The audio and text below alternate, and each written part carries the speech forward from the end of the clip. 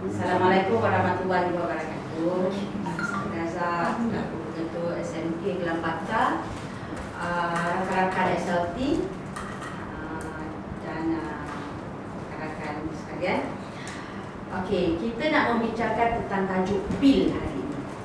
Okey, PIL, you boleh tengok pada slide. Apa maksud PIL? Plan Intervensi Pelan intervensi 5 langkah. So kita nak menciptakan macam mana kita nak buat intervensi kan. Sebelum kita nak cerita PIL itu sendiri, kita kena faham kenapa kita nak buat intervensi. Kenapa Zian you nak buat intervensi? Kerana prestasi pelajar yang lemah. Prestasi pelajar lemah. Prestasi pelajar yang lemah tu apa? Tidak menguasai. Tidak, itu apa? Kategori apa tu? Juga masalah ke? Masalah kan? Masalah di sekolah. Masalah dalam bidang apa? Kalau saya mungkin mungkin tidak boleh membaca.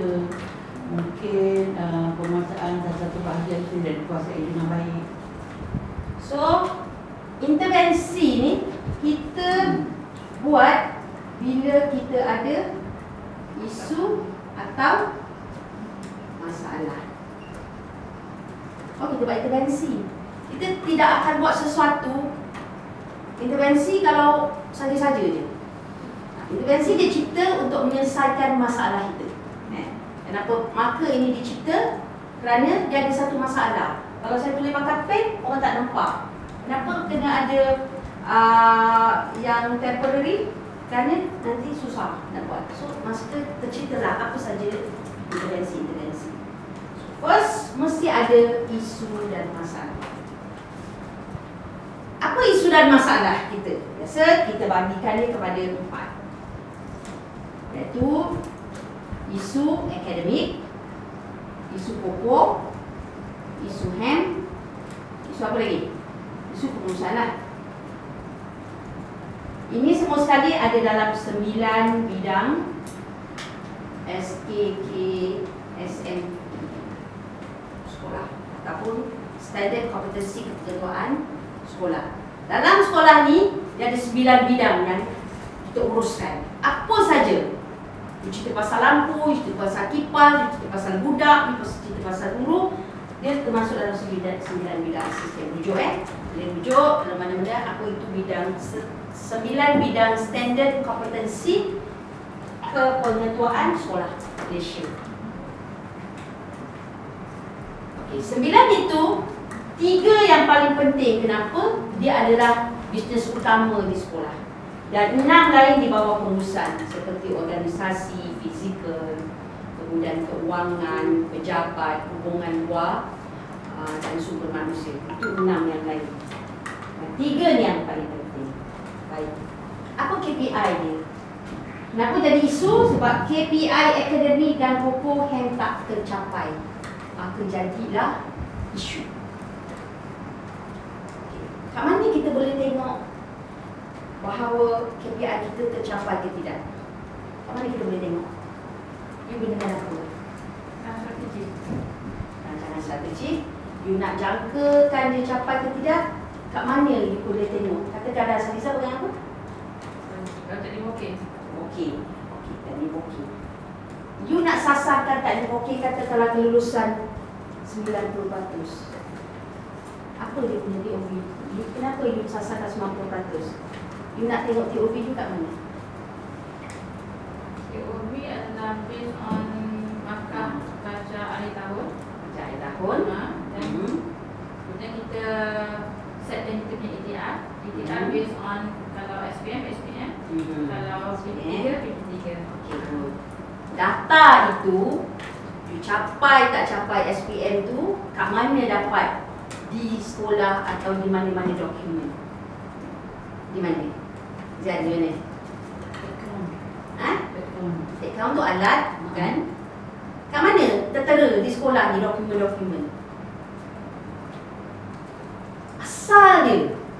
Bila you nak merancang, you nak letak KPI. Periksa ke? Periksa, betul. Dokumen tu dapat di mana? Yang dokumen rasmi. Unit peperiksaan. Okey, betul. Kat mana? Unit peperiksaan tu dia result dia. Yang keseluruhan sekolah. SAP, Keseluruhan sekolah ni. Curriculum. Curriculum, keputusan keseluruhan sekolah. Apa alat dia yang you tengok? Yang you isi setiap 3 bulan sekali. Hand ke, koko ke, curriculum you mesti isi dan kawannya. Dia kena main ni. Sebagai SLT, itu punca dia. Panitia. Panitia, tapi mungkin agaknya dia lebih luas lagi. Apa nak saya panggil? Clue. Clue SKPMG tu. Dekat mana you boleh tengok? Standard 4. Standard 2. Standard, okey. Standard apa? Standard 2 eh? Standard 2 kan? Boleh. Standard 2 boleh tak menggambarkan target apa prestasi? Standard apa?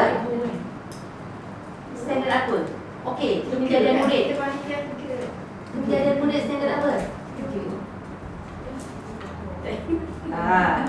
Ni kena masak ni SLT tu you punya apa?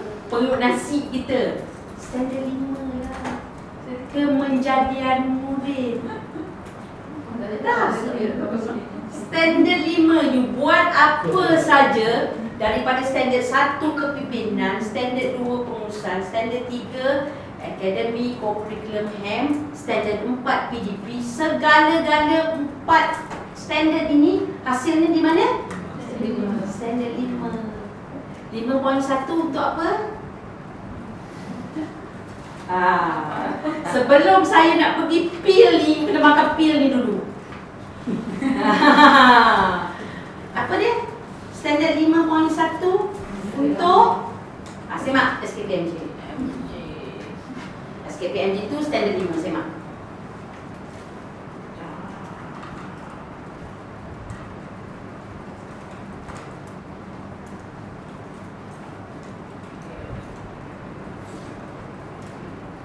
Penandaran, tidak holistik murid yang didik Standard, tengok standard 5.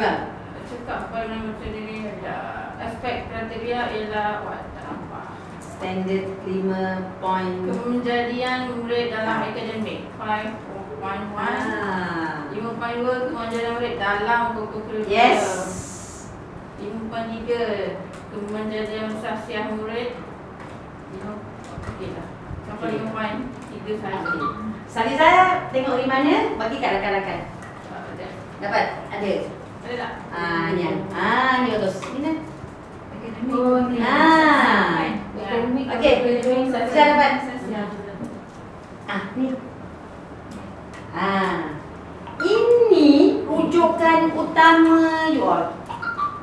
You all kena tengok. Kalau akademik, baik GPK ke, GKMP ke, guru ketua panitia ke, ataupun guru, kena lihat ini sebagai satu TOV ataupun baseline supaya kita merancang pada masa akan datang untuk rancangan apa saja.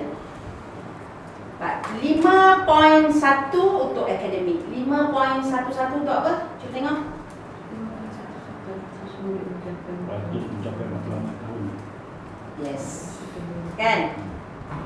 1.2, 5.1.2 Pelaku UPS. biasa. Kita terlibat tak? Tak terlibat. 5.1.3 SPM. So inilah yang terlibat.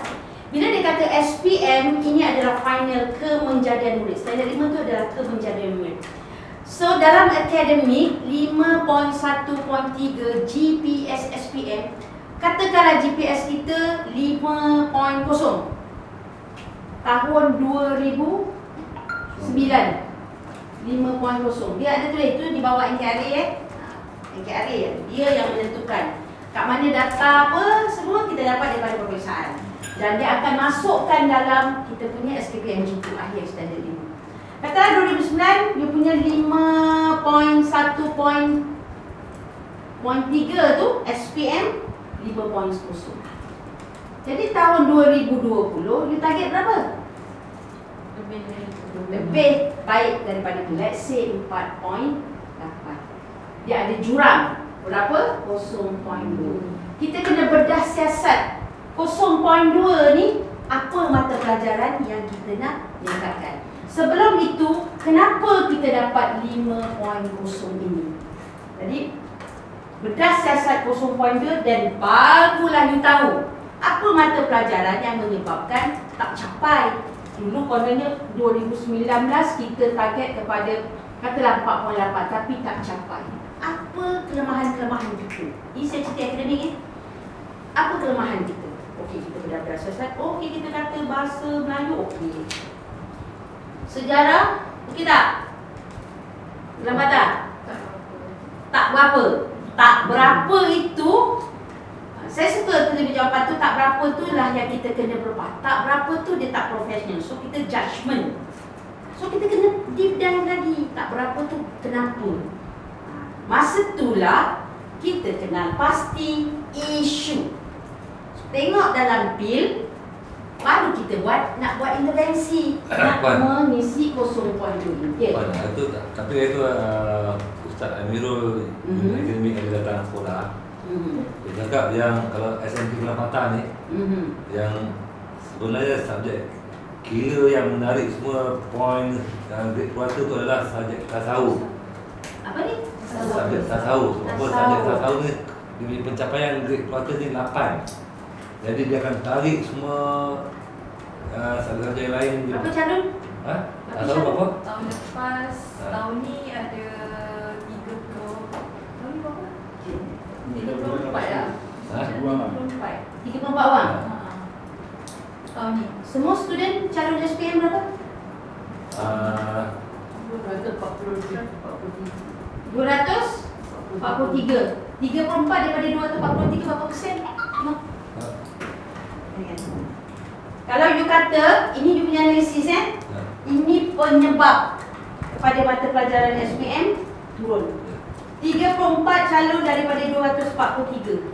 Berapa persen? Kosong? 3 tak? 13. 14%. 14%. 14% tau. Sahaja. Yang you claim bahawa tasawuf masalah. You kena bedah siasat lagi apa sebenarnya. Memang betul dia tarik mata pelajaran kecil-kecil, tetapi kita tak boleh mengandalkan dia segala-galanya. You tengok mata pelajaran lain. Kena tengok, kena duduk, kena tengok. Kena sebab tu sometimes bila kita buat intervensi, kesilapan kita ialah kita tidak tahu mengenal pasti apa isu. Bila isu salah, intervensi salah, dia tak capai matlamat. Dia tak capai KPI.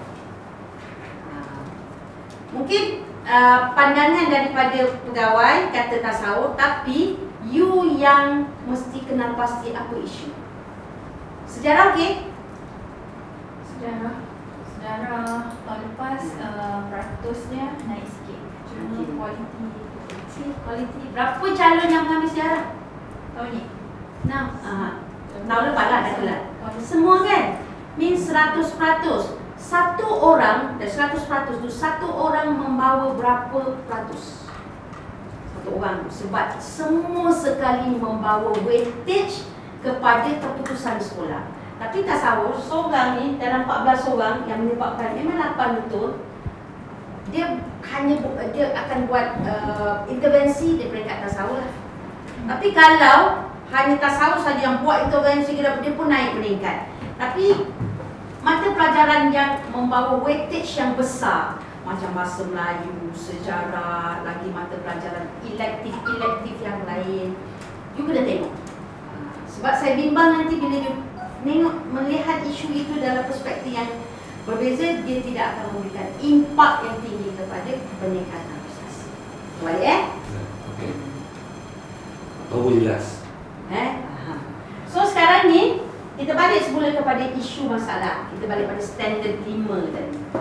Kalau standard 5 kita tu berapa peratus, dia menjadi TOV.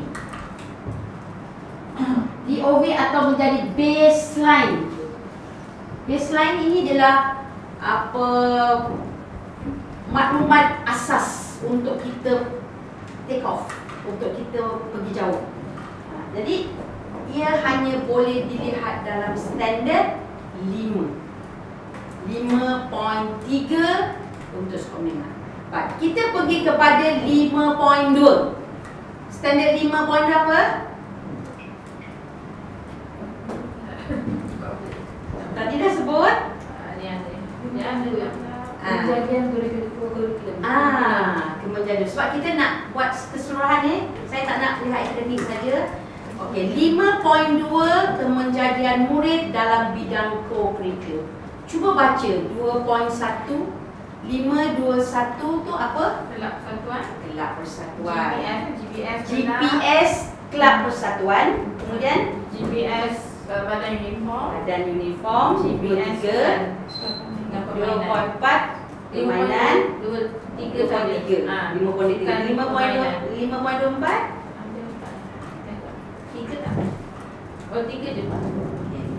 5.21, 5.23 dan 5.23. 1, 2, 3 Okey. Kelab Badan Uniform dengan sukan permainan. Dia tu tertinggal. Dia ada 5.24. Oh, okey. Dia mesti ada satu, iaitu keseluruhan, maksudnya GPS keseluruhan co-curriculum. Jadi 521 Kelab Persatuan GPS. Jadi Koko, you mesti ada kemahiran menukarkan peratus kaliran dalam bentuk GPS. Sebab kemenjadian murid dibaca, diukur melalui GPS. 521 GPS Persatuan dan Kelab. 522 GPS Badan Beruniform. 523 apa? Sukan dan permainan. 524 GPS keseluruhan. Budak-budak ni atau murid kita diukur kemenjadiannya dalam standard 5 tadi. Berapa data atau berapa hasilnya, you jadikan dia sebagai TOV untuk tahun you merancang tahun 4. Kata lagi merancang, ada gap, ada analisis ni, you ada jurang, you buat analisis, mengapa tak capai, barulah kita buat intervensi. Nampak tak? Maksudnya kan, Ya. yang 5.2 ni kat kemenjadian dalam Koko pun dia ada connection dengan pencapaian pelajar dalam akademik. Mesti. Lepas tu bila kita kata co-curriculum, apa maksud dia co-curriculum? Koko. Apa maksud co-curriculum? Kau co-curriculum tu saya dah tadi basic tu. Penyokong. Ya. Dia menyokong kurikulum. Dia menyokong kepada aktiviti kurikulum dalam bilik darjah. Sebab tu bila kita kata sukan dan permainan, dia sokong apa? PJ. Dia sokong kecergasan. Tengok Jerry.